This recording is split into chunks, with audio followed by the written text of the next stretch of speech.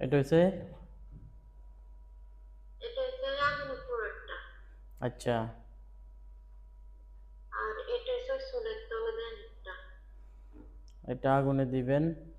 এটা আগুনে পোড়াটা। আর আরেকটা কোনটা দেখা যাচ্ছে এটা আবার দেখা। এটা হচ্ছে আগুনের পুরোটা। এগুলো 1 নাম্বার 2 নাম্বার 3 নাম্বার 4 নাম্বার আছে কেন? 1 নাম্বারটা আজকে হ্যাঁ, পড়াইবে। বাইর করতে নেবে। হ্যাঁ, বাইর এটা কর, হচ্ছে 3 নাম্বার। বাইর করো, বাইর করো, সবগুলো একসাথে বাইর করে গেলাম। এটা 4 নাম্বার। হ্যাঁ, এটা হচ্ছে 2 নাম্বার। আর এটা হচ্ছে 1 নাম্বার।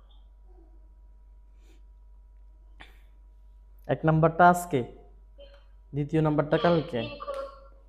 পিন খোলন লাগবে নি। না না, কোনো খোলাখুলির দরকার নেই।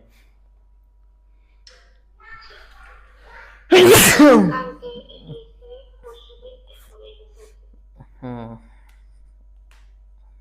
আর এটা এটা কি কাজ, এটা আগুন মাটির তলে গাড়ানো দেব কেন? এটা লেখা আছে কি এটা হচ্ছে চুলের আড়ি। আগুনে দিবেন কেন চুলের পাশে? আগুনে যাতে এটা শুধু গরম হইব, মানে আগুনের তাপ লাগবে, যাতে কোনোভাবে পোড়া না যায়, খেয়াল রাখতে হইব। তাহলে এটা ঠোলের ভিতরে ঢুকাইতে হবে।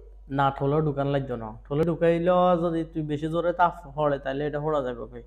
আর ঠোলে না ঢুকাইলেও যদি আস্তে হোড়া লাগে তাহলে এটা জ্বলতো না।